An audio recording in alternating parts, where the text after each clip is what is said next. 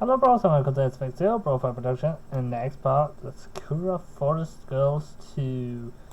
So we're feeding a princess, apparently. So let's return and continue reading. How is this, Ari? Is it to your liking? Harry sucks the plump juicy strawberry from my fingers. The tip of her pink cat-like tongue brushes against my fingertips, which makes me quiver. I can feel sparks going through me again, though this time they're not the unpleasant sorts, as they were back in the clearing. This is for nicer feelings. Harry takes the strawberry into her mouth and shoves it beneath her pearly white teeth. Then she swallows. She smiles at me, her eyes half-lidded, and says in a quiet voice, "Yes, indeed. This fruit is most delicious. I presume they are the fruits Imala has been raising. Would I be correct in this assumption?" "That's exactly right. We picked them together in the clearing with the funny-looking altar." "Ah, yes, that clearing." Harry pulls a face. "Though the fruit Imala grows these impeccable delicious, I do not care to go there often myself. The mana in that clearing is awfully dense, owing to the protection of the forest guardian. The last time I went there, I felt quite lightheaded." "You're in the club. Did you perchance stroll into the clearing by mistake, Jaja?" "Yeah, I did. I was hunting a deer, but it was slipperier than an eel. It dashed through the trees, and I gave chase all the way into that clearing. I didn't know it was a holy place or that it was protected by a spirit. If I'd realized, I would have stayed away.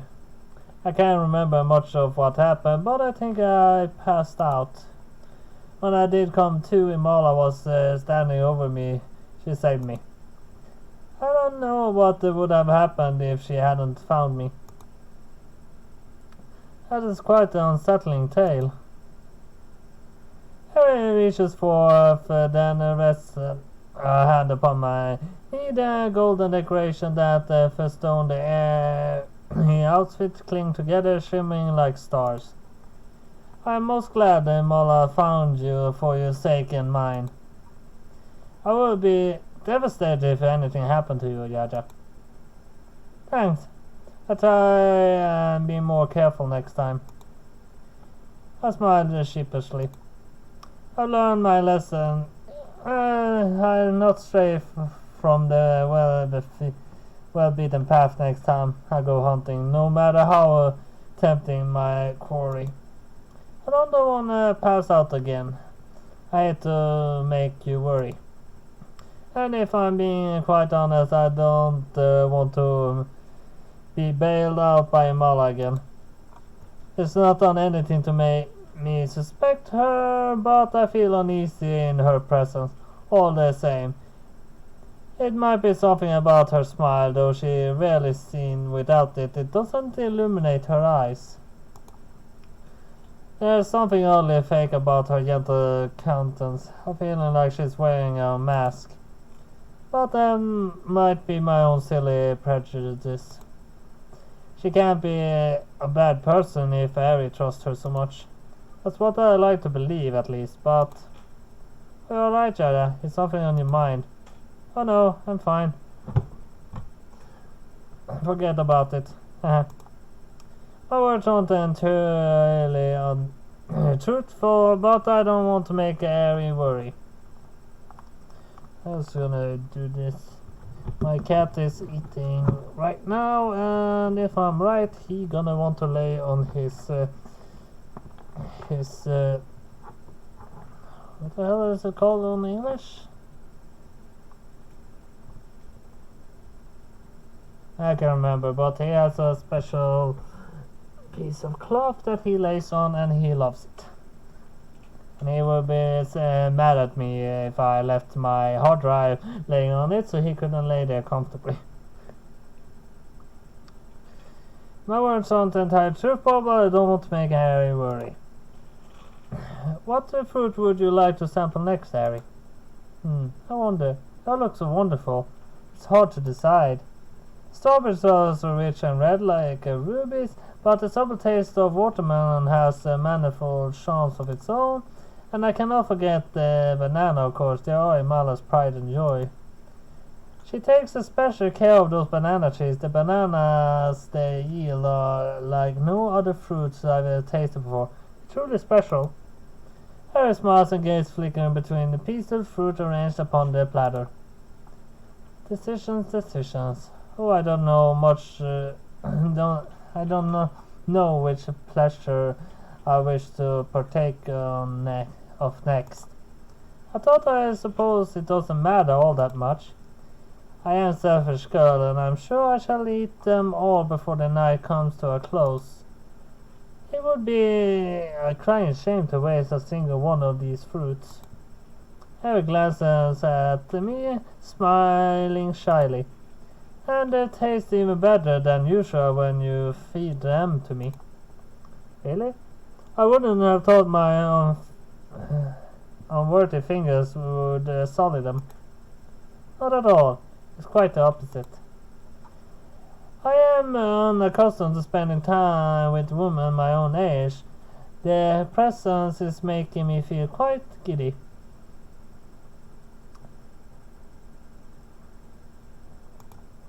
That must be why I'm speaking so much. Apologies for all my chatter.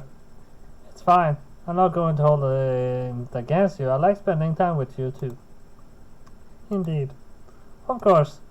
Oh, you aren't humouring me, are you? I know Imala does that sometimes. I know I am younger than she is, but often it feels that she treats me like a child. I am fond of her, but it's hard to have a proper conversation with her. Yeah, I understand that. I don't like conversing with Imala much either. I only know her for a couple of weeks. I feel sorry for Harry, who had to put up with her and her enigmatic smile since childhood.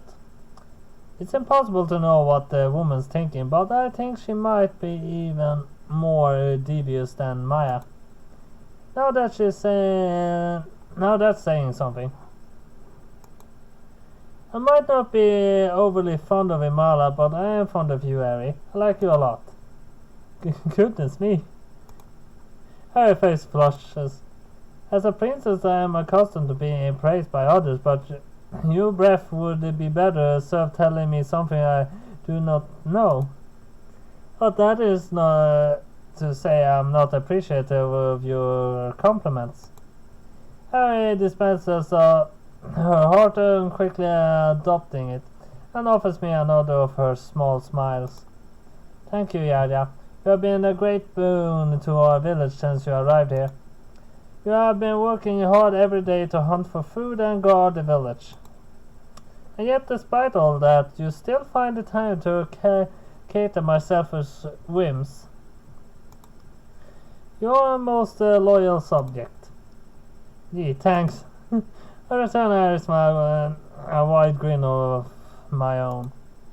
I don't think that you're all that selfish, though, Harry. I think it's pretty normal to want company, especially if you've not had much of it. I promise I stay in this village all that long, but I'll be more than happy to hang out with you while I have the opportunity.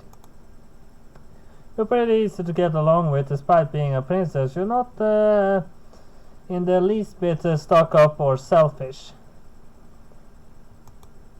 In fact,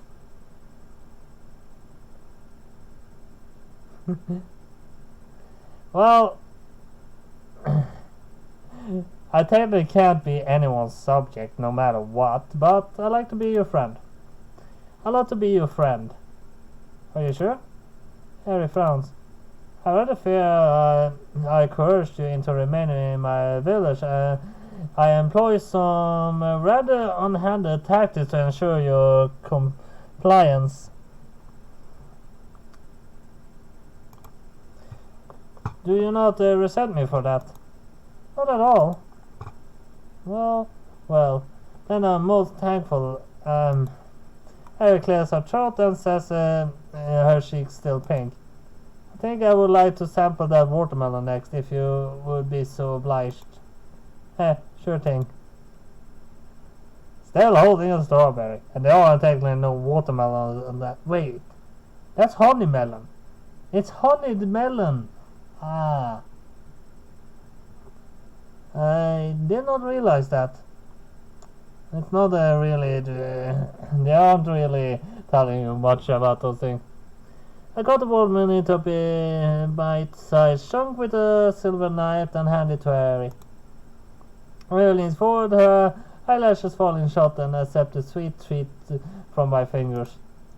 Her tongue is brushing against my fingertips, and its soft sight of contentment spears from her lips. She looks so happy, I find myself smiling alongside her.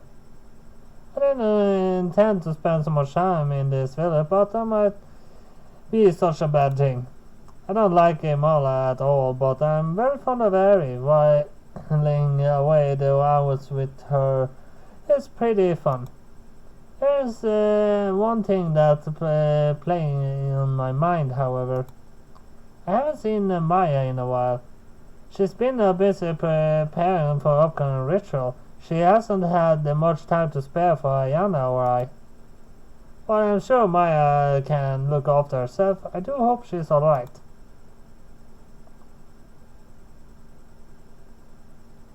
I might have failed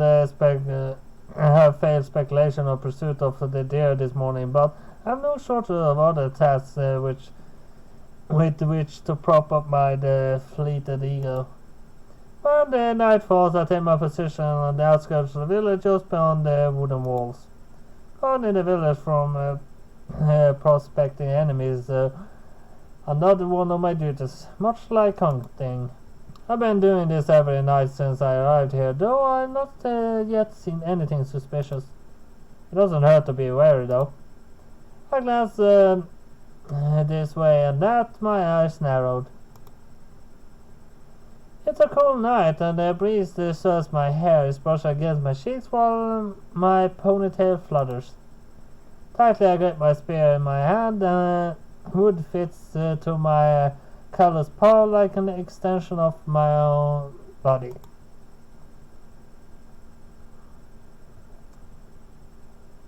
I slain in a number of wild animals with this spear. I can manipulate it with ease without breaking a sweat.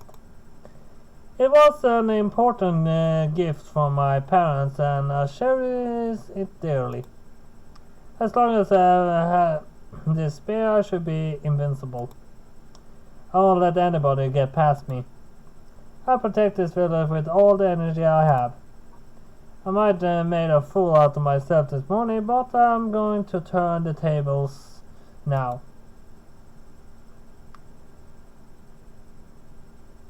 Just you wait, stupid slimes. You regret if you show up here. I poke you full of so many holes you look like honeycombs. I'm not the same girl I was when you attacked my village all those years ago. I'm stronger now, and I won't cower from you. I won't lose to anybody. Oh really? That is most impressive declaration. Why is she everywhere? But you're wide open, little Jaja. Take this. Well, it was to be expected. She really is everywhere. So, wait. At least that was all I have for Sakura Forest Girls this time. That's Language Chat. See you next time. Bye bye.